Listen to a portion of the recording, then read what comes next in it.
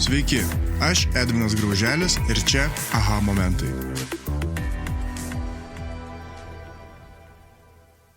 Ir sveikinuosi su Andriumi Pilypaičiu, marketingo vadovu, 2 vaikų tėčiu, stalo žaidimų ir country muzikos ekspertu, kuris be kito ko yra offline žaidimų klubo įkūrėjas, kuris dabar šiuo metu sėdi prieš mane, šypsosi ir net nežino, ką paklausiu.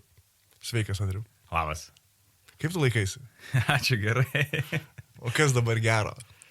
Ilsiuosi, savaitgalis, labai smagu po darbų ir įdomi patirtis labai būti čia studijoje, kalbėti mikrofoną, ne kasdien. Okay.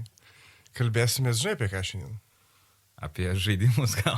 Greičiausiai apie žaidimus, nes vis dėlto tai pasikviečiau pasišnekėti, pažiūrėti, kas yra už tų, tikrų žaidimų, ne? Galiu taip sakyti, tų tikrų žaidimų.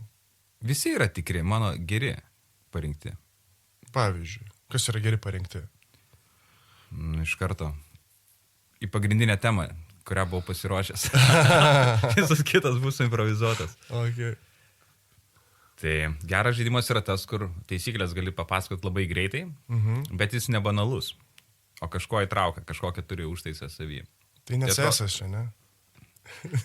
Tai atrodo paprasta kombinacija, bet iš tikrųjų labai sudėtinga. Okay. Ir tas offline žaidimų klubas, žinai, man įdomu, iš tikrųjų, noriu patyrinėti tau leidus.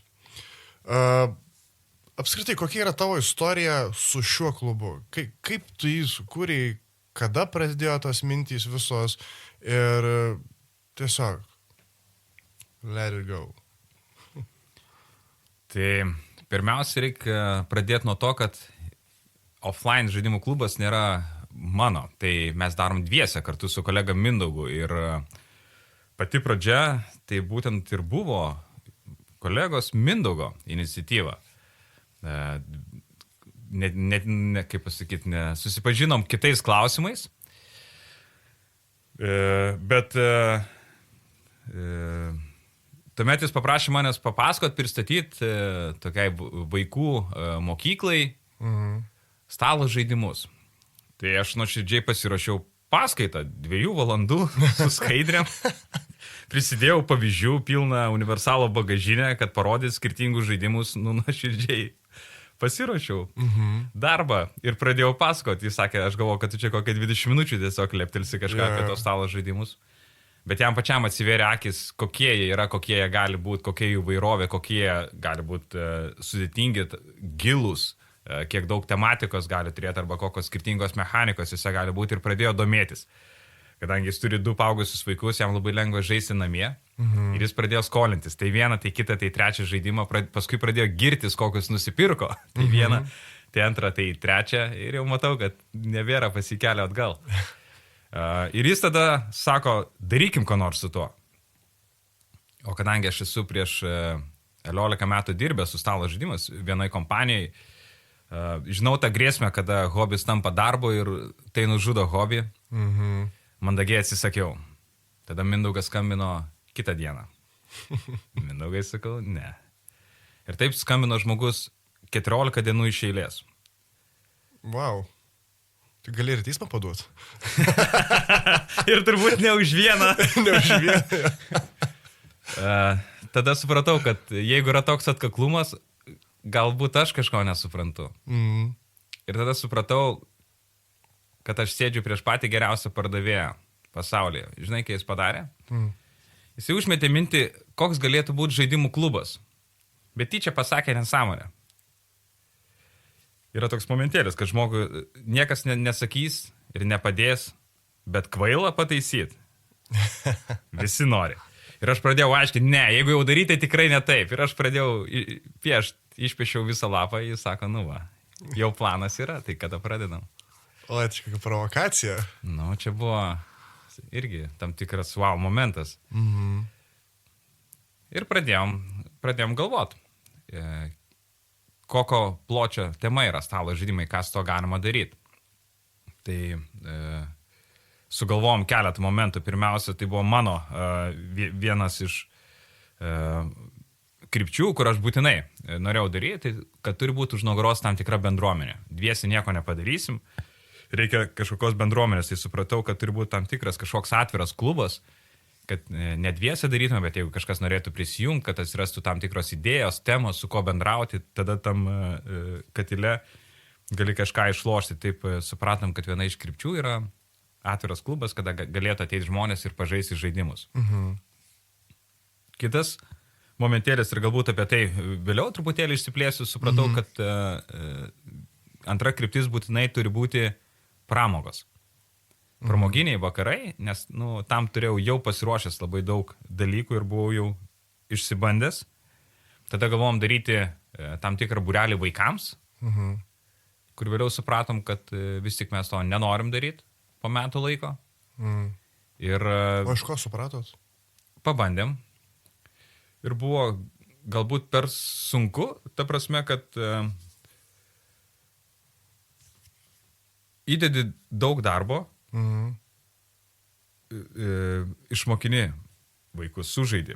Dar tarp tų žaidimų vyksta ir antra dalis, kada šiaip eina gyvenimo mokykla, daliniesi patirtim, mokai bendrauti, nes pirmos partijos būdavo sunkiai susigaudo, jeigu ir taisyklę supranta, bet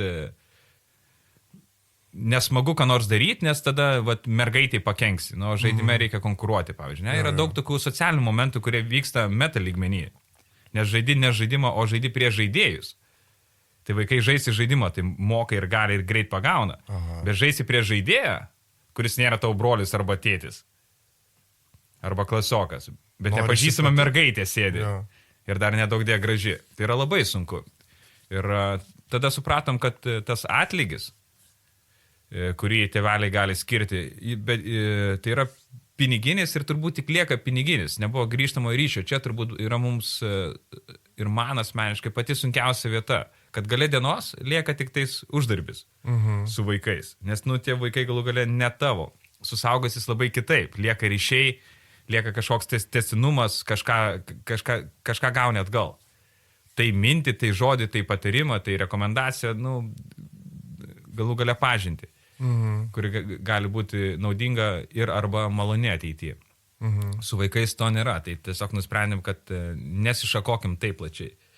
Ir be abejo, visą laiką, kai esi toj temoje, tai visi klausia, gal žinai iš kur, arba gal gali rekomenduoti.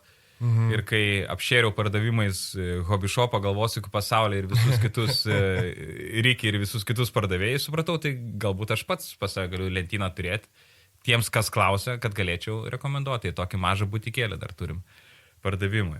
Tai tiek yra tų krypčių, o kitas kryptis kol kas svajonėm vadinam, dar ne kryptis. O gali pasidalinti vieną kokią svajonę? 2, tarkim. Baras. Žaidimų baras. Žaidimų baras. Bet ne baras su žaidimais, bet žaidimų baras. Elaborate me. Pats konceptas. Kiek domėjausi, kiek ieškojau, kiek žiūriu, yra vienas vienintelis konceptas, tai kad yra kavinė arba baras. Jie veikia kaip įprastas kavinė arba baras, bet tas USP, kodėl ten turėtum ateiti, pridėtinė vertė yra tai, kad ten mes turim žaidimų. Ir tokiu principu veikia. Mūsų klubas dabartinis veikia tai, kad yra vakaro nario mokestis, o tada galėtum pasivaišinti gėrimais ar užkandžiais ir taip toliau, jau tada įeitų į tą kainą, bet tu moki už vakarą, už renginį kaip įvykį. Tai daug labiau įpareigoja iš tiesų žaisti. Vėlgi tada pats vedimas yra labai kitoks. Ne, aš esu barmenas ir jeigu aš turėsiu laisvą minutę prišoksas, tau padėsiu su taisyklėm, bet aš pravedu tau vakarą. Reiškia, aš papasakoju, supažindinu su žaidimu. Aš pasiūlau, rekomenduoju, aš papasakoju apie to žaidimo autorių, kodėl, kas kaip, ką tas žaidimas reiškia, ką turėtum jausti, kokios mintis ir kokie jausmai tau turėtų būti be žaidžiant. Čia kaip geroji degustacija. Ir paskui lydėsiu viso žaidimo metu. Ir jeigu tu 10 kartą užmirši, ką reiškia mėlyna žvaigždutė, aš 10 kartą priminsiu, ką reiškia mėlyna žvaigždutė. Jeigu tu atsidursi kryžkeliai, strateginiai, galėsim pasitarti tavo opcijas. Tai tu gali net ir pirmą kartą žaisdamas iki vidutinio sudėtingumo žaidimą sužaisti visai neblogai ir turėti smagią patirtį. Tai čia mano yra interesas, kad žmonės iš tiesų sužaistų ir žaidimas yra centras to baro. O gėrimai, užkandžiai būtų šalia to, bet tai labai padėtų. O kaip tu išlaikai visą visas tas taisyklės galvoj? Neišlaikau. Dabar jeigu mano kolega čia būtų šalia, tai pradėtų šaipytis. Labai senai pats mokinausi vidutinio arba sudėtingą stalo žaidimą. Tiesą sakant, paskutinius 5 metus tikrai neišmokau nei vieno sudėtingo žaidimo. Okay. Jeigu aš pasižiūriu savo ankstesnių žaidimų kolekciją, aš tų žaidimų jau nebemoku ir aš galvoju, ojei, jeigu dabar reiktų perėjau ant visiškai lengvučių žaidimų, ta prasme, kad startas yra labai lengvas, bet man ten pilnai užtenka tos įvairovės. Tie žaidimai, reikia suprasti, kad modernus, geras stalo žaidimas, jis kažkokį turi užtaisą savį, kažkokį prieskonį. Ir nebūtina jų ten labai daug prikrauti į vieną, kad jis būtų geras. Ir pop daina gali skambėti gerai, na, jeigu lyginat su muzika. Tai va tie tokie pop tos dainos, jeigu jų visai popuri skirtingą parinksi, jos labai smagiai per vakarą praeina. Ir tada nereikia vieno didžiulio sunkasvorio, kažkokio ar ne muzikinio kūrinio, kuris apimtų Queen'ų kokią Bohemian Rhapsody, ne, kur visko ten po truputėlį sudėta. Ta pat ir galvoju, aš nekada. Nu, ne, galima tada, tai čia mano stilius tiesiog taip man lengviau supažinti kitus žaidėjus ir pačiam žaisti, bet turbūt kaip minti dviračiu, kaip pradedi, prisimeni, kaip jau pradedi dėlioti komponentus ant stalo, po biškį atkritinėja kažkur turbūt iš nugaros smegenų. Atkritinėja tos taisyklės, bet pamiršti startinės pozicijas, kas kiek gauna iš pradžių, niekad neatsimenu tokių dalykų, atsiverti lapą, žinai, kur pasižiūrėti, kiekvienoje dėžėje yra tos taisyklės man. Jo. O jūs to nepajaučiat. Ir kartais pavyksta papasakoti sklandžiau, kartais taip pats jauti, kad galbūt kita eilės tvarka galėjau pasakoti ir užtrukti 2-3 minutės trumpiau pasakojant, bet tai čia smulkmenos ir detalės. Bet jeigu atsakau, tai nepamenu, turbūt išlaikau galvoj apie 50 žaidimų taisyklių, daugiau pamirštu jau reiktų prisiminti. Tik 50 žaidimų taisyklių. O kiek turi dabar? Kartu su Mindaugu ir klubu, čia šiaip momentėlis, kad dalis kolekcijos yra klube, dalis pas mane namie, dalis pas Mindaugą namie. Tai ta dalis klube vadinasi dalis, kur žmonos mums neleidžia laikyti namie. O ir šiaip mes su Mindaugu nebeperkam naujų žaidimų. Jeigu aš prasinešu kažką naujo, tai aš būnu pasiskolinęs iš Mindaugo. Mindaugas irgi kartais pasiskolina žaidimą iš Andriaus. Tai artėjom prie 500 skirtingų žaidimų. Wow. Nu tai 10% atsiminti visai, okei. Mindaugas tuo tarpu moka daugiau žaidimų, jis praktikuoja daugiau. Matai, jo vaikai vyresni ir jis gali žaisti namie. Tai pavydžiam šitos pramogos ir laukia, kada ir man tai bus. Kai daugiau praktikuoja, daugiau atsimeni, daugiau yra azartas išbandyti. Man daugiau būna toks darbelis. Vakare perskaitai ir nusineš dar visą tai į kitą vakarą, kada galėsi išbandyti su eksperimentiniais zuikiais atėjusiais į klubą. Tai šiek tiek sunkiau. Bet ir jis žaidžia tos sudėtingesnius žaidimus. Okay. Aš norėčiau sugrįžti prie tos temos, kur neleidžia pirkti. Gali papasakot, kada prasidėjo, pradėjo nebeleisti pirkti. Nes aš darau paralelę, kad, tai paskatino tikrai įkurti offline klubą, kad bent būtų kur laikyti žaidimus ir paslapčiom. Čia geras momentėlis. 2 temas palėtėjai. Vienas yra pačios fiziškai dėžės. Jo. Tai kai atsiranda gėdos lentyna, tada jau prasideda pokalbis. Ką turi minėti gėdos lentyna? Gėdos lentyna su stalo žaidimais ir jeigu dabar kada nors šitą podcastą klausys koks nors gameris, tai jis jau dabar jau ir žiūri į savo gėdos lentyną ir galvoja, aš puikiai žinau, apie ką jisai. Kai atsiranda viena dėžė, kuri laukia savo žaidimo, bet tu net neišlukštini nuo cilkutės jas, nes gal niekada ir neprieisi, tai geriau dar pardavimo kainą aukštesnę palaikyti. Ir tada 2 dėžės tokios atsiranda. Nu gerai, bet dar 2 kada nors, dar damušiu per šios metus. Ir kai į Kalaksą 3x3 nebetelpa visos dėžės dar su nenuluptom cilkutėm, supranti, kad tu jų tikrai artimiausiu metu nepažaisi. Ir kai perki dar vieną žaidimą, jis tiesiog, žinai, kad stos į eilę. Jis net neturi šansų būti sužaistas nei šiais metais, nei kitais. Tai yra gėdos lentyna. Nei šitam šimtmetyje. Tai yra gėdos lentyna. Tai, kiek gali tos namus užgrūs? Mūsų labai kvadratūra būtų nedidelė. O antras klausimas tada yra priežastis, kodėl atsiranda tie žaidimai vis dar supakuoti, nėra su ko žaisti ir nėra kada žaisti. Namie ateis Jozukas ir to viską numes nuo stalo. Žinai, ne visiems aišku, kas yra Jozukas. Visiems aišku, kas yra 2 metų vaikas. O? Tai uraganas ateis ir tai tu negali, nebent kai vaikai jau miega gali žaisti. Bet tada ir aš miegu. O jeigu tai prisikalbinti draugus, arba tada, tiksliau, prisikalbinti močiutės, kad pažiūrėtų vaikus, tiesiog per didelis darbas. Ir tada supranti, kad vis rečiau ir rečiau žaidi stalo žaidimus, o tas noras juos sužaisti, arba išbandyti bent jau, arba sumažinti gėdos lentyną, jis tik didėja. Tai vienas iš priežasčių buvo įsteigti klubą, kažkokį padaryti momentėlį, kaip pasidalinti tuo hobiu, arba būti dalyvių pagaliau, ne organizatorių, o dalyvių. Tai vienas iš būdų. Kad tai pats galėtum pažaisti iš esmės. Tai va šitie 2 momentėliai, tos nepradarytos dėžės, jos pradeda akis badyti, nes kol jos prieki stovi, šiaip gražus paiksliukai, tai žmona leidžia. Pas mane estetė, tai jai patinka, bet jau kai jos nugarėliam tiesiog prištabiliuota, jis tiesiog sandėlys tampa, nebe taip gerai atrodo. Oi, geras. Geras. Aš bandau įsivaizduoti, žinai, kaip turėtų atrodyti. Beje, šitą momentėlį atnešiau ir į klubą, kai nuomavomės patalpas, savininkas mūsų klausė, gerai, o kaip sienas dekoruosit? Sakau, dėdė, žaidimais. Nes sako, aš suprantu, kad čia bus žaidimai, bet kaip dekoruosit sienais? Žaidimais, sakau, nesuprantat, žaidimais ir dekoruosim. Tai taip ir padarėm. Pas mus dauguma sienų yra tiesiog priekių atsukti žaidimai lentynose. Kol kas siaurosios sudėta. Ne, ten neįgrūsi kitai. Bet tilpų tada. Turi dar vietos, kur dėt žaidimų, ar jau reikia daryti? Keičiam. Dabar jau prašiausius pardavinėjom arba aukcionę metam. Nebeturim vietos dabar, kur dėt. Tiesiog yra daug žaidimų ir tos, kurie neturi potencialą, metam lauk. Žaidimai labai greitai keičiasi. Jo.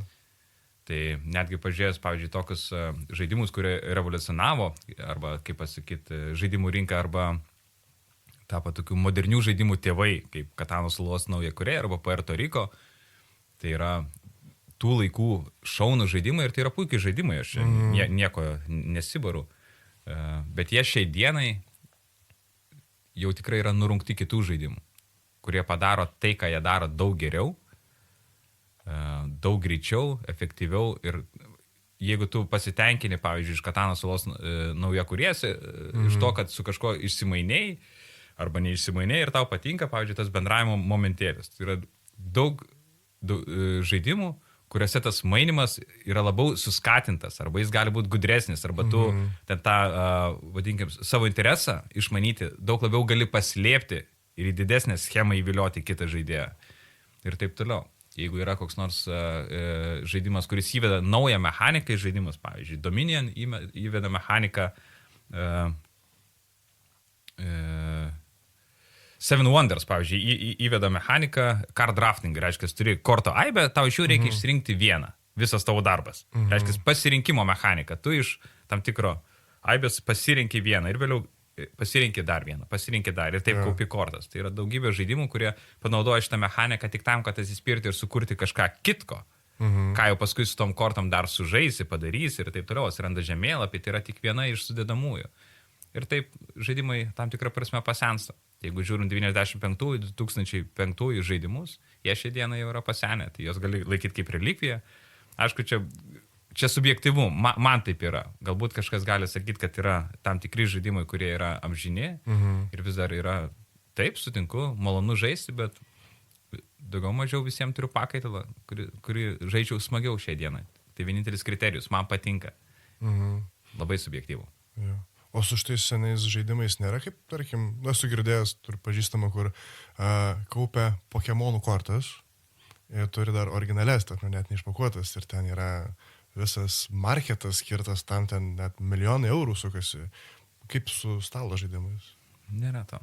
Nu, bent jau nepastebėjau. Dėl to, kad, stalo žaidimo esmė yra jį žaisti, kortų ir yra esmė kolekcionuotis. Jom gali žaisti. Tu nežaidai Pokemonų kortom mokykloje? Nepapuoliau. Tai. Papuoliai. Bet bent jau nežinau, kad kuris stalo žaidimas pasenęs būtų vertas labai daug pinigų, bet taip kažkaip ir nesidomėjau šitą temą. Ar yra tokių gražių? Tu neišpakuotas, kaip komiksai, pavyzdžiui, žinai, originaliai Lego. pakuoti. Lego, jo. Tam tikri rinkiniai yra labai gerai. Ne, nežinau su stalo žaidimas, kas tai galėtų būti. Šiek tiek yra šito momentėlio su riboto leidimo žaidimais, kadangi Kickstarteris siautėja.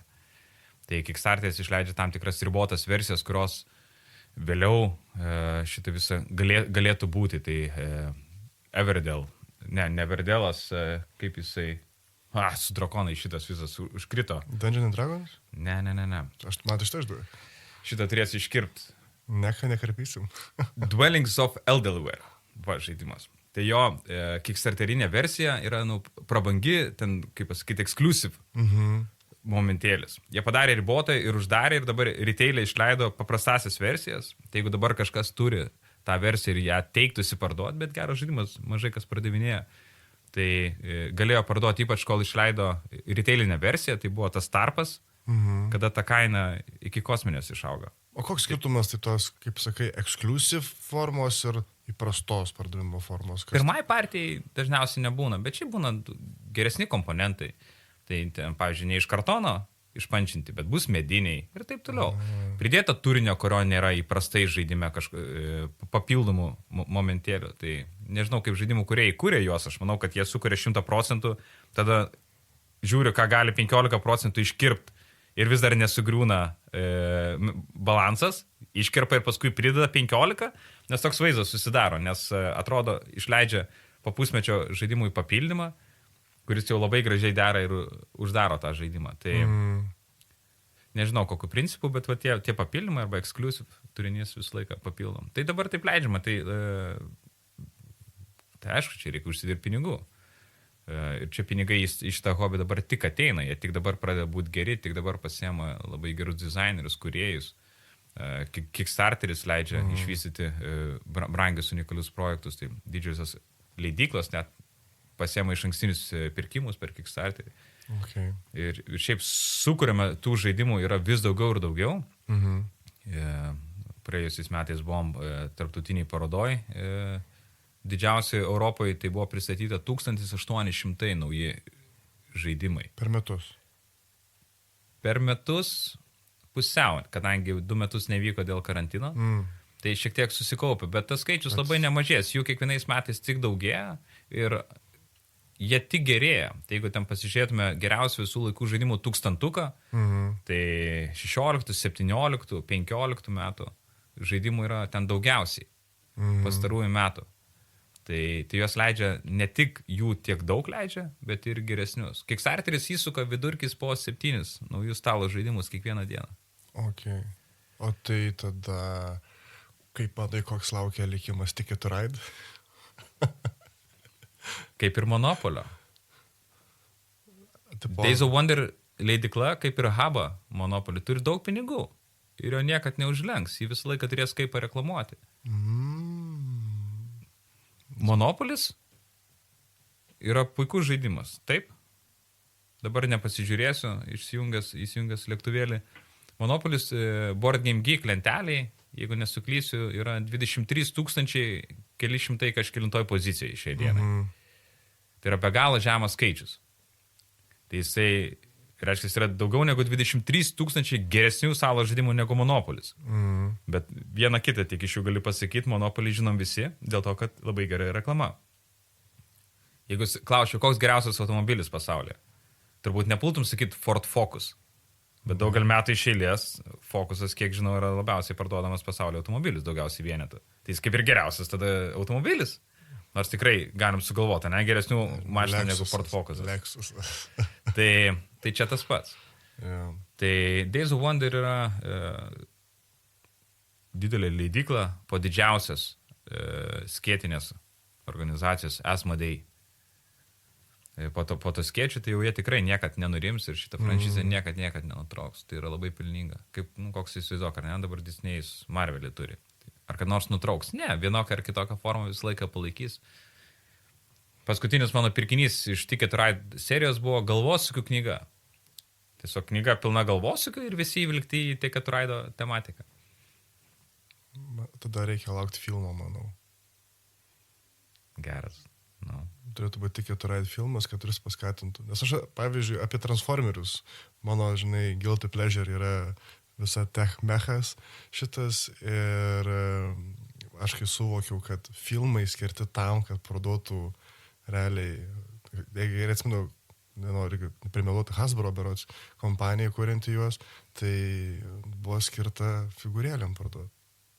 Ir aš galvoju, ką? Beje, šitas labai matosi, tai va, mano vaikai žiūri šuniukus patrulius. Jo. Tai ten net nupiešta tokios kaip iš plasmasės. Matosi, kad arba, pavyzdžiui, kokio automobiliuko forma, jinai nenatūrali padaryti, nes jiems tiesiog plasmasė lengviau bus taip išliet. Net matosi filmukė, kai žiūri rimtai. Jo, geras. Taip yra. Jo, Paw Patrol šitas yra. Ir jie kartais nusileidžia nuo toko bokšto. Šitą visą, ten, tokią šlangą žemyną. Ir aš žiūrėdamas galvoju, o kaip jeigu darytų žaislą? Kaip jie darytų tą šlangą? Ir nuėjau pas sūnėną, jis svečių žiūrė, Jau yra. Apžiūrėjau tą šlangą labai primityviai ten. Okay, geras. Aš, norėčiau sugrįžti prie tavo istorijų šitų. Aš jaučiu, žinai, viso pokalbio metu tą aistrą žaidimų. Tikrai, tiesiog plūsta čia šitą mūsų minkštam kambarėlį, žinai, nesurištom rankom. Tai ką tu ten atrandi savo, tose žaidimuose? Iš tylos sprendžiu, kad gerą klausimą užvariau. Niekad nesumašiau, ką atrandu. Emocija turbūt pagrindinis bus. Ten visai daug ko įvyksta, kaip ir bet ką, jeigu įsijauti, ten tampa iš tikrųjų. Būna, skaitai knygą įrykinti, ne, kažkokią scenarijų reikia išsipurtyti, arba jeigu žiūri filmą su 3D akiniais, irgi kartais užsimiršti ir nebematai nei to 3D. Taip pat žaidžiant žaidime pasineri ir būni toj istorijoje, toj tematikoje, arba turi kažkokį trumpalaikę taktiką, ilgalaikę strategiją kažkokią, ką nori gyvendinti ir tada sergi už ją, nuoširdžiai dėl jos pergyveni. Tai šitie momentėliai. Labiausiai man dabar patinka istorijų žaidimai, kada įžaidi kažkokią istoriją. Tai ją tiesiog išbūni, tai yra viena iš veiklų. Turbūt tai, kad tai užkuria, o kitas momentas, tai jau čia ir atliepia į mūsų tą pavadinimą išieškotą, tai kad su kažko pabūni tikrai kartu prie vieno stalo. Tai kaip mes dabar betarpiškai sėdim vienas priešais kitą, taip ir prie stalo sėdi ir viskas. Reiškia, tu negali pabėgti į telefoną, tu negali būti per atstumą, tu negali būti online, tu jau esi kartu. Tai tas pavadinimas taip yra ir mūsų logotipas irgi yra, jis neva mygtukas stilizuotas, bet ten yra du žmonės sėdintys vienas priešais kitą. Reiškia, tai yra pabuvimas. Jeigu nori žaisti stalo žaidimą, turi pasikviesti svečių. Tai, man šitas momentėlis, kad su kažko tikrai pabūsi, pabendrausi, bet pats žaidimas, jisai, jie yra azartiški, jie mane įtraukia. Lygiai taip pat kaip ir kompiuteriniai. Kas įdomiausia? Tai, kad tu kažką galvoji, pasitai protingu ir dar plus pavyko tai padaryti. Tai stalo žaidimuose tas pats. Bet čia yra žaidimai, o jeigu klubas, tai man nuoširdžiai malonu ir gerai yra priimti svečius. Tai iš čia yra tas klubas, iš čia yra tie uždari vakarėliai, kada aš priemu nuo labas vakaras iki išlydžių ir tada ten išvalau, ką pripėdavo, viską prilaistė. Tai visas tas pasidžiaugimas, tų žaidimų pristatymas, parodimas, kartu į tarpus pajokavimas, pasibarimai, treneriukų mane vadina, patiriu, kaip vienokį ar kitokį žaidimą kažką paspriktuoti ar pataikyti ir pradeda gautis, duoda pitako. Tai yra tas, kaip pasakyti, pabuvimas kartu.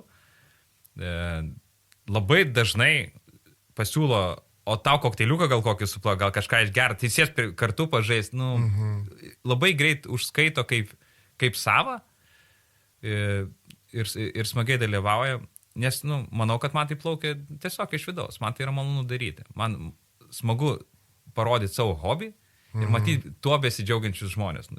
Natūralu, kad tai gali būti įdomu, jeigu tu apie savo hobį pagalvosi ir jį kažkam parodai ir kažkas nuoširdžiai nuo to kaifuoja ir atranda ir sako, wow, kaip fainai, niekad negalvojau, kad Tai man lygiai tas pats, o kadangi kažko norėjau savo, tai natūralu, kad pasidaviau Mindaugo kalbinimo. Vilionėms ir tą kažką savo tada sukurti, nes iki tol visą laiką dirbau samdomą darbą.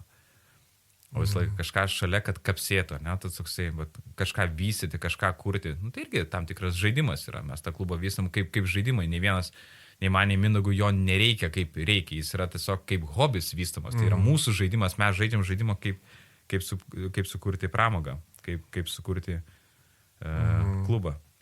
Šiaip prieš pradedant įrašinėti pasakoji, kad tas hobis vakar daug jėgų iš tavęs atėmė.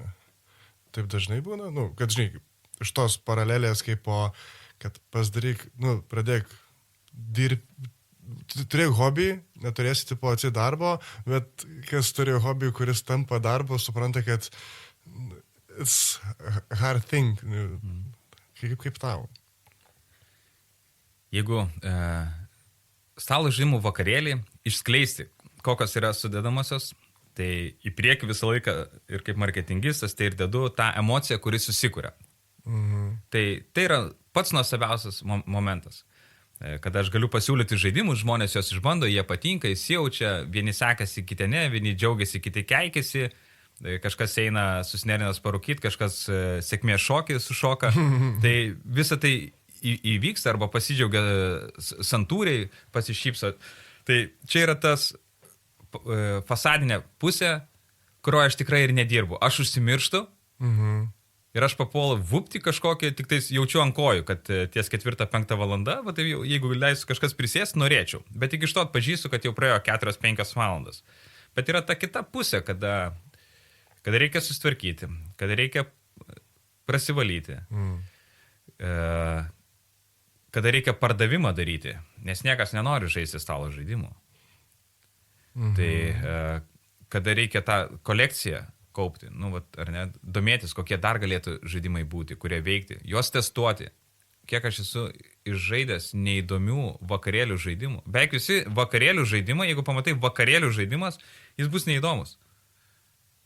99% vakarėlių žaidimų ir jeigu dar ant dėžės parašyta fun, gali net nepraplėšti. Čia kaip ant alaus karbonkės, very good beer, ne? Taip, viskas, jau viskas, nepir. Nu, tai va, pavyzdžiui, kokią kančią, aš esu žaidęs turbūt kokią, nežinau, 100 vakarėlių žaidimų, kurie yra visiškai neįdomu ir aš juos išmetęs visus. Net į Vintedą nedada, išmetu lauk. Nulis, sveikų. Tai šita visa vieta, arba kai reikia susimokėti už elektrą 600 eurų, nes pripleškinai, nu, tai šitos dalies niekas nemato, jos ir neturi matyti, yra tas buitekas, bet jį vis dar reikia padaryti. Galiu pasigilinti pardavimai šiek tiek. Man labai įdomu, jeigu leisiu. Žinoma. Kokie yra pagrindiniai šitie limiting beliefs, kurie, nu, su kuriais tu dirbi, kai nori paskatinti pardavimą stalo žaidimų? Pirma, tai aš suprantu, kad aš niekam neįdomus.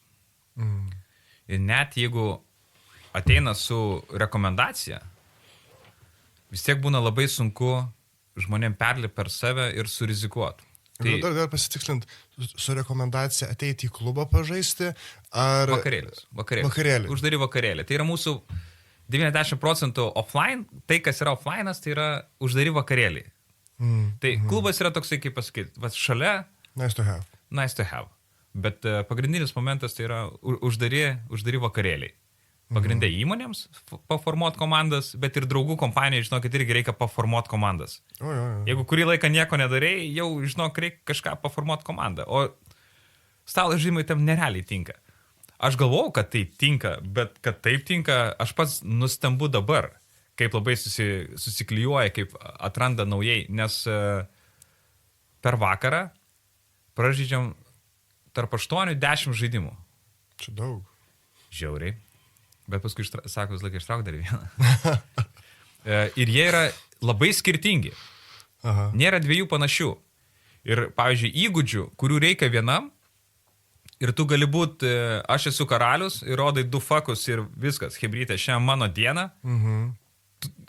vakar buvo mergaitė, kuri laimėjo pirmus 3 žaidimus ir sako, man čia nėra kas veikti, pabaigoje jinai atsisėdo ant sofos, sako, ateik, ne, aš jums netrukdysiu, sako, aš esu absoliutus nulis. Ir jinai pakimarino valandėlę. Net neturėjo ką ten daryti, tokie yra skirtingi žaidimai ir vis kitas žmogus gali įstoti į priekį ir jis tam būtų geriausias. Nice. Ir iš tų 10 žaidimų visą laiką vienas nepatinka, vienas šiaip savo, 8 buvo super. Jeigu paklausi, kuris geriausias, visi dalyviai skirtingus pasako. Ir reiškia, savo kolegas arba savo draugus, su jais pabūni apie 10 skirtingų situacijų, visiškai skirtingų. Vienose tu bendrauji, kitoj konkuruoji, kitoj sportuoji kartu, kitoj kažką bandai subtiliai padaryti, pataikyti, kitoj kažkokį bandai subalansuoti bokštą, kitur reikia surizikuoti arba kam pirmam nervai pakriks kažkokioje vietoje. Tai va, yra tokių daug mažų uždatėlių ir per tą popurį pamatai kažkokį braižą. Ir žmonės atranda vieni kitus, atranda save, atranda, kas patinka.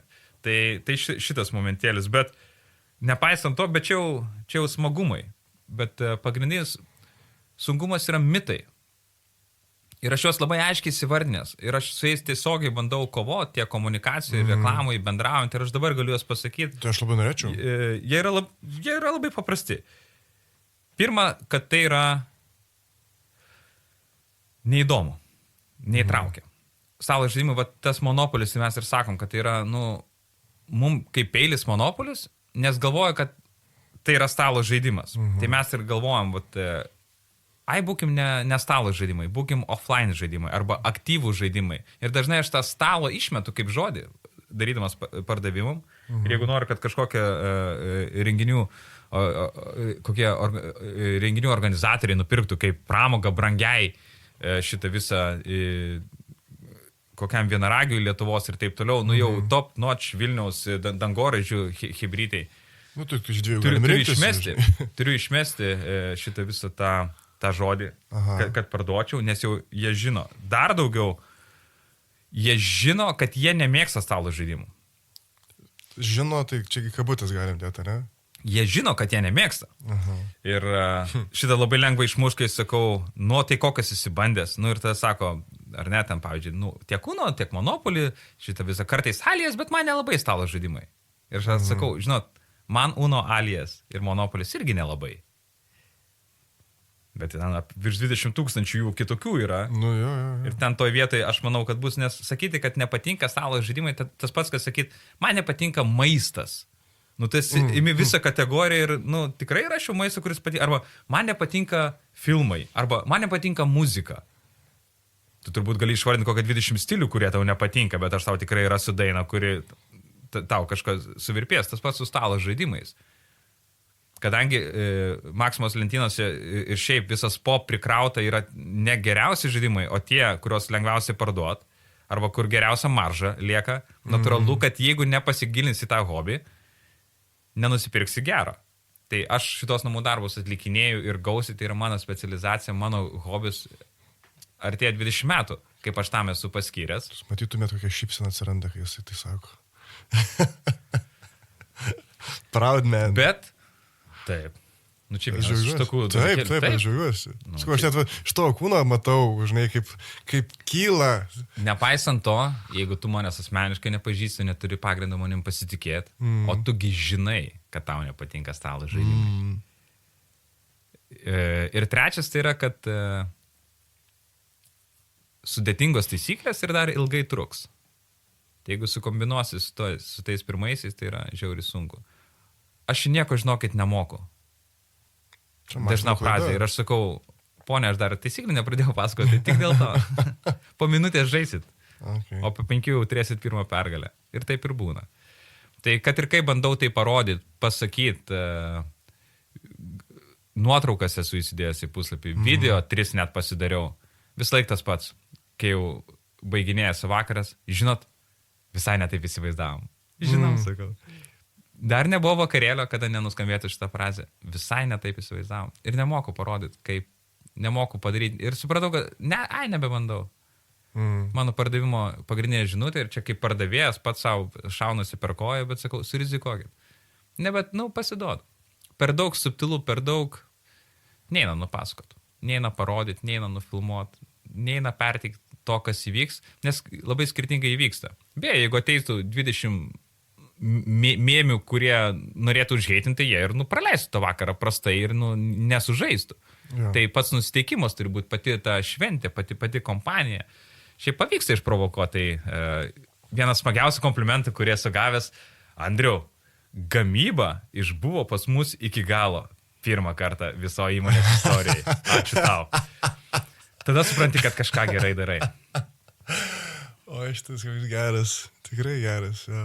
Gamyba išbuvo iki galo. Ir iškart visą kontekstą viską supranti. Iš karto, jo. Labai daug pasako. Čia tie iš balto pastato, čia tie iš 3 aukšto, žinai. Jo, mes jie. Geras. Tu didelį darbą darai. Komandos formavimo mokymai. Taip sąskaita ir vadinasi. Tarpusavė, komunikacija komandoje. Įgūdžių tobulinimas. Be PVM. Okay. Bet tai ir yra. Ja. Ir visiškai nemeluoju, kad formuoju komandą. Neseniai skambino vieni šitą visą, organizaciniai psichologai ir ieškojo vienai dideliai įmoniai ilgalaikių arba trumpalaikių, jie ten tiesiog turi labai daug žmonių, darbuotojų ir ten reikėjo išskaidyti grupėm ir tam tikrus įgūdžius tobulinti ir jau taip kreipia tą temą ir sakau, žiūrėkit, jums reikės skaidrių ir bullshit tekstų ir viso kito ir patokas pauzinis, taip, tai sakau, ne pas mane. Bet jūs vis tiek tie žaidimai kažką mokina, jie kažką daro, jo, bet aš sakau, nedarysiu tikrai ne vienos skaidrės. Ateikit, pabūkit, susireflektuokit, jeigu norit, nereflektuokit, pažaiskit, tai sakau, yra pramoga. Jeigu pasirašot na pramogos darom, jeigu ne, mums reikės. Tai sakau, pasiimkit pilnagį. Tai labai, tas pats su vaikais. Tai pasiimi ar ne? Ne. Nes skaidrų nedarai. Ne, nes būtų per toli, nes ne apie tai, jiems reikia to, tai jie pasėmė šitą visą klausimyną pasidarė, kokios yra problemos įmonėje ir tu žaidi monopolio stiliaus žaidimą, kad paritai paėjai, kai paritai ištraukia kortą, ten yra klausimas, jeigu jie atsakai, gauni tašką. Tai, tik noriu klausytis informuoti, kad tai nėra stalo žaidimas. Čia yra stalo nužaidimas. Kitas klausimas būna, vaikam, kuris žaidimas mokina geriausiai ekonomikos? Sakau, bet kuris vadovėlis? Ne vienas stalo žaidimas nemokina ekonomikos. Nežinau, YouTube žiūrėkit, podcastus klausykit, daugiau išmoksit, į konferenciją kokią nueikit. Ir ko čia stalo žaidimai dabar? Nespręskit savo problemų dabar su mano žaidimais. Tai labai atvirai deklaruoju. Ar mokina? Manau, kad taip, kažkokių įžvalgų duoda. Ar tam tikrus įgūdžius mokina, su kuriais galėtum kažkur vienareikšmiai? Ar aš kad nors ant to pasirašyčiau raštu? Niekada. Bet esi girdėjęs, kad gamifikacija apskritai atkeliauja. Ir nemažai, aš išsisaugęs esu straipsnių nemažai, kur yra, amerikiečiai pagrindė, vokiečiai šiek tiek visai nemažai daro to tyrimų ir bando prašyti. Turiu keletą knygų nusipirkęs, kuriuose pasakoja, kaip ir kodėl ir pagrindžia ir daromi tyrimai ir tyrimais pagrįsta. Bet vėlgi, bent jau tai, ką aš darau, aš vis tiek sakau, net jeigu taip, aš darau pramogą. Jeigu šalutinis produktas valio, bet mano nėra koncentracija, aš, kaip pasakyti, nenoriu išgydyti kažko arba išspręsti problemų, ne apie tai. Jeigu dėl to ir problemos tam tikros išspręs buvo, sausio 2 dieną turėjau vakarėlį. Sunki diena. Ir atėjo tie žmonės ir jie tokie, šiek tiek ir susikausi, sakau, tai įsipilkit kažką, atsigerkit, vis tiek atsinešėt baršką. Ir pradėjom žaisti 1, 2, 3 ir jie pradėjo kažkas juoktis, kažkas nuėjo pasikalbėjo, grįžo kažkas ir tiek išsisubavo, galėjo viena bobikė apsikabina bučinys, kita vyrai ranką paspaudė ir sako, žinot ką, mes šiandien galvom, kad mes išsiskirstysim, duosim į snukį ir bus paskutinė diena, mes nenorėjom čia eiti, mus privertė. O sako, mes dabar išeinam komandą ir jie visi apsikabino ir pro duris vorele ir išėjo ir gatvėje, bet dainuodami Vytauto prospektų išėjo. Man Tritovas skambino, sako, ačiū vadovas. O paskui dar atnešė šitą visą moteriškė šampano, dar kaip padėka. Sako, greičiausiai būtume išsiskirstę. Buvom jau iki tiek. Nu, va, sako, terapija gavosi mums. Ir jie patys atsigavo. Ar smagu be galo, žiauriai fani, ar kad nors, nu, tai bus mano pardavimo pičas. Ne, jiems taip atsitiko. Ar tai daro stalo žaidimai ir visas tas vakarėlis? Nu, turbūt prisidėjo, jeigu tuo metu tai įvyko, ar ne jiems, bet tai nėra tai, ką jie daro, tiesiog smagi pramoga. Bet grįžtant, ar ne, tai va tas patikėjimas, kad tai gali būti įdomu, intriguoja, kad nereikia jokio tam pasiruošimo, gali būti kaip kleckas ir įtikinimas savęs, kad tau gali patikti stalo žaidimai, nu va šitas, nu, atrodo per daug svetima, per daug ne mano. Tai va to reikia su rizikavimu, kad čia šiaip nieko to, kad ateisi, pabūsi, pabendrausi, darbiški žaidimų pažaisi. Tai va šitą tokį nusimti tą barjerą yra pats sunkiausias momentėlis. Jo. Čia, nesakyčiau, čia mano aha momentas, tas, kur aš žinau, kad man nepatiks. Tu žinai, visi žino. Ir ateina ir sakau, kaip jis įviliojo. Ypač jeigu būna, pavyzdžiui, gimtadieniai, tai su svečiais visą laiką taip pat juokauju. Ko jis atėjo, sakau, kaip jis įviliojo. Sakau, ant tiek geras draugas, rimtai. Ta prasme, šaipausi ir trolinu ir tada patys žmonės, nu kaip, nu gal čia bus įdomu, jie lik pradeda teisintis prieš mane. Sakau, žinau, kad įviliojo, nieko tokio. Labai nekankinsiu. Ir žaidžiu su publika, jau, nu, visą laiką bandai pajausti ir panašu, kad gaunasi susibendrauti, bet tas visi ateina ir visi nenori tą pirmą žaidimą. Bet pirmą. O kokį pirmą duodi? Pirmą duodu visada tą patį. Crokinole. Kanadiečių spriktavimo žaidimą, tai yra, vyksta pasaulyje čempionatai, tai yra nuo 1870 tas žaidimas, pirmas patentas, bet žaidžiamas dar anksčiau, tai yra klasikinis, didelis, brangus ir prabangus žaidimas, subtilus. Reikia įsivaizduoti taip, kad tam tikras biliardas, bet ne su kamuoliais, o su spriktojimais ant stalo diskais. Čia kaip tos čekiškas šaškės, kažkas tokio, kaip ten. Nieko kaip čekiškas šaškės. Užkūriau, ne? Tai nuo jo pradedu. Tai jisai nustebina, jisai atrodo nuostabiai blizgančios apvalios 78 cm skersmens lentos, per kurias nuostabiai slysta diskai. Ir jisai būna tas pas, oi kaip slysta. Negalvojau, kad taip. Taisyklės, that's what she said, tai aš progų duodu, nes nereikia pataikyti skylę, ten paliesti kitą, nu ten daug yra. Ir net stabdau, kebra, vakar irgi paskui ir niekas nesako. Sakau, kebra, dar vienas koks išpuls, bet daugiau progų negausi, sakau, susigriebkit. Ir vienas žiūri jau kampė kikiam, jau viską žinai, šitas salas. Reikia tų ambasadorių susiras, jie paskui palaiko truputėlį. Šitą visą keisi šelstą tvarką padeda sureguliuoti. Tai Crokinolis yra puikus žaidimas. Jis yra labai dinamiškas, labai greitas. Ir spriktavimo žaidimai ir tokie didesni klasikiniai žaidimai labai dažnai turi tą įgūdžio barjerą. Pavyzdžiui, aš pats jau skaitau save visai neblogų žaidėjų, nesikuklinu Crokinole žaidimą, žaidžiu tikrai neblogai, o jeigu gera diena ir nagus nusikirpę, žaidžiu puikiai.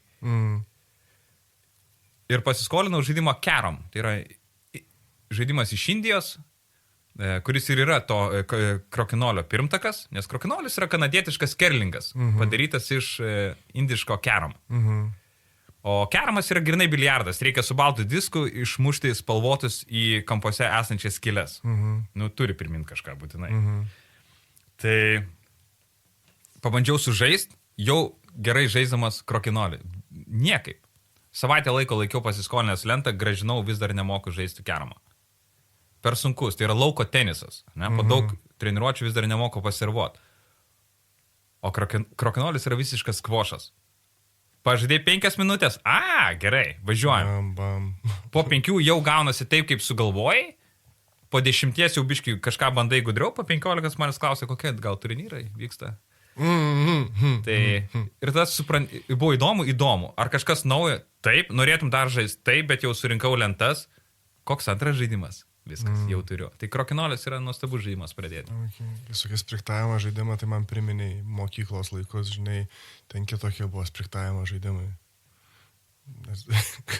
Žinai, kaip sakai, spriktavimo žaidimas, galvoju, blemba, vėl kaktas skaudės. Bet čia daug subtiliau. Taip. Čia, žinai, nu, tu ant medinės lentos, o aš medinis bairius net. Jo. Aš matau, kad mes susišnekėjom čia, žinok, ir aš tau turiu porą į pabaigos klausimų. Taip sakant, reikia palikti žmogų aukštumoje kalbėti, ne? Tai, Andriau, koks dabar galbūt didžiausias ar pagrindinis iššūkis galimybė laukianti offline klubo ateityje?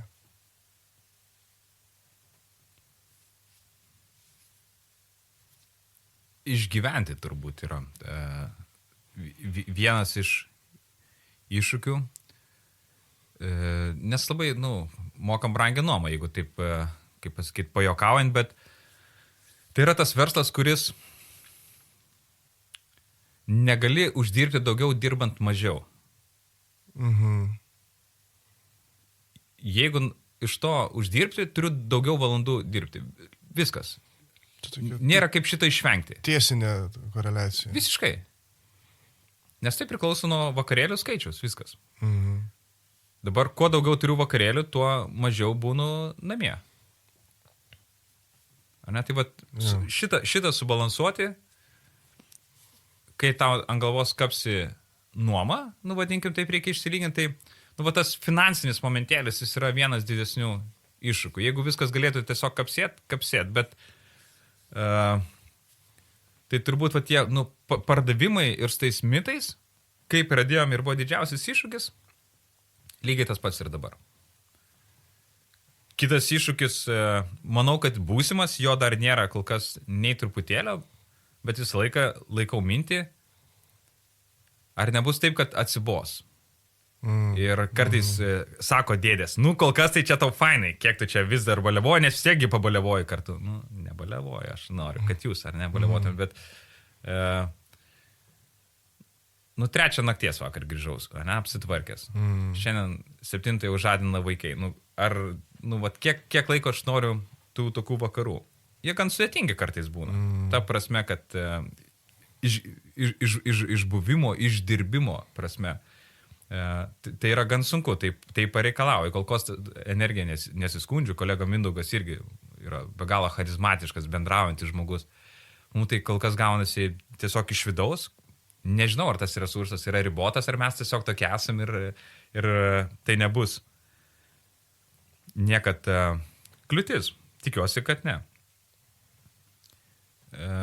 Bet norisi išsiplėsti. Labai smagu tai, ką dabar turim. Tai pirmas iššūkis toksai išlaikyti, atsirastų pardavimų, bet kitas yra kaip atsirasti tam tikroj, tam tikram žemėlapį žmonių galvose, kaip pramoga, kaip viena iš pramogų. Tai, pavyzdžiui, pabėgimo kambariai jau niekino nebestebina ir tai yra viena iš pramogų, ką gali daryti. Kažkada į pabėgimo kambarį irgi turėjo iššūkį atsirasti iš tam žemėlapį. Tai kaip atsirasti vienam iš pasirinkimų su stalo žaidimus kaip natūraliu. Tai čia yra toksai iššūkis, kaip tuo standartu tapti. Vėlgi, jeigu pas ateina komandos, tai sakau, o pabėgimo kambarį buvot, kazino vakarėlį turėjot, pašaudyt buvot ir subai darėm. Jo, viską darėt, kartingai, sakau, dar yra. Darėm ir tai. Tada jau galite ateiti, sakau, pas mane.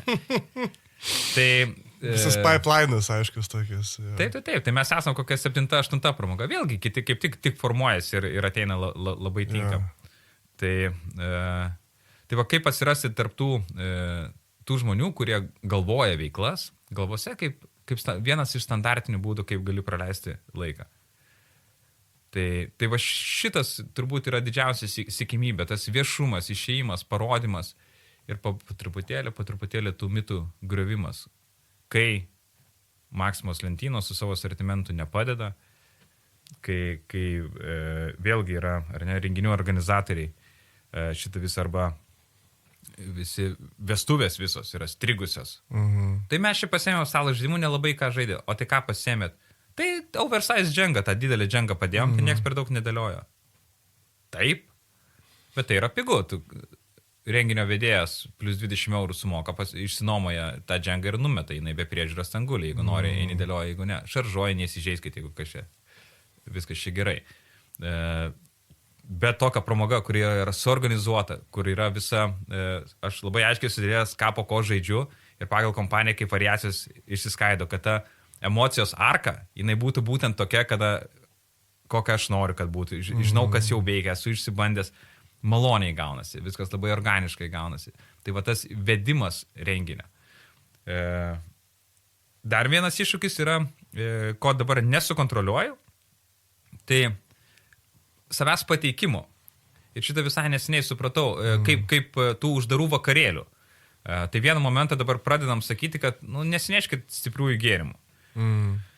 Nes kai nežinai, kur eini ir nežinai, kur eini, tai va tu nesupranti, ar tu čia turi plotą ir balevoji ir čia tau bando įgrūs žaidimų, ar mes čia einam į labai aiškiai fiksuotą pramogą. Ir nėra pratęsimo su šokiais ir alkoholiu, o atėjot pažaidyti žaidimus ir jeigu nori, tada eina tai daryti kažkur kitur. Bet visa aplinka kviečia būtent tai daryti ir tai natūralu, kad ar tada galim dar pabūti ir pašokti ir pagerti? Ne apie tai mūsų klubas yra. Mūsų klubas yra apie šitą fiksuotą pramogą. Tai va sukalibruot, kada ir malonų santykis, ir labai patiko, ir vakar mergaitė, ar galim dar valandą pabūti? Jūs jau 2 viršvalandžius varat, mintis, žinai, bet esmė yra, kad tu matai, kad nuo dabar jau jiems nebebus fainiau. Jeigu jie dabar išeis arba išeis dar po 2 valandų, jau nieks nebepasikeis. Ir man labai patinka, vienas kitas tikrai buvo, ir dabar matau veidus žmonių, išmintingų vadovų, kurie lygiai taip ir sako, žinot ką, dabar jau ir einam, kai pabaigėm. Ir aš sakau, jūs čia nenori dar pabūt? Ne, sako, ir jis ir pasakė tą frazę, nuo dabar nebebus geriau. Bus taip pat. Bus taip pat. Ir nieks neatsimins, ar tu dar tą valandą buvai ar nebuvai, tiesiog bus išgertas kažkokio alkoholio kiekis ir viskas tuo pasibaigs. Tai viskas supaprastėja iki tiek, kad jau man tada būna nebeįdomu. Tai va šitą sukalibruot, kad tai yra fiksuota pramoga, jauskis kaip namie, bet kai jinai baigėsi, nebaliavojam, čia neplotas. Ne pas kažką atėjai, o tai yra fiksuota. Tai va kaip šitą sudėliot, kad tai būtų ir net grasu, bet ir būtų tam tikras tų taisyklių laikymasis, kurios yra visiškai elementarios, kad tu po pramogos išeini iš tos pramogos, tai va šitas gan sunku sukalibruoti. Tai ir mūsų pokalbį matyti jau geriau nebus. Šitą. Tai paskutinį klausimą turiu. Kaip manai, kas to pačiam buvo naudingiausia mūsų šito pokalbio metu?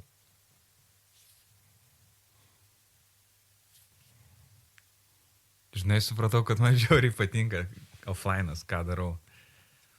Rimtai, vakar žiauriai pavargau, viską ten dar tvarkydamas, tiek viską prilaisėm lemba, hibrytė, kol išvaliau.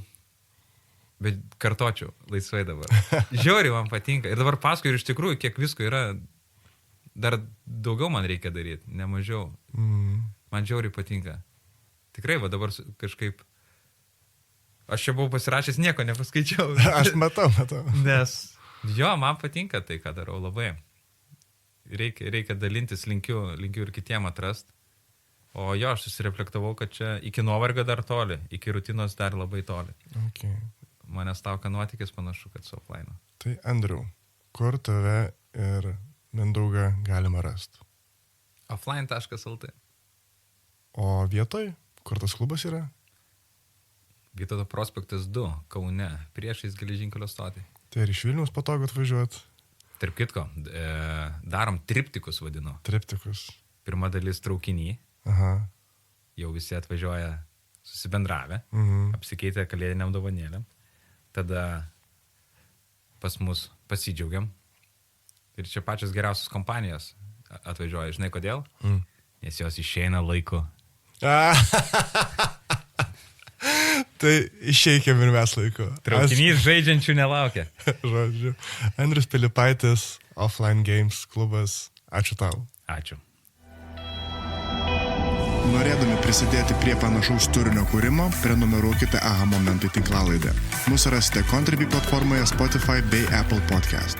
Aha Momentus kuria garsas Modestas Kapustinskas, dizainas Greta Venskūnaitė ir žmonės kalbina coachingo specialistas Edvinas Grauželis.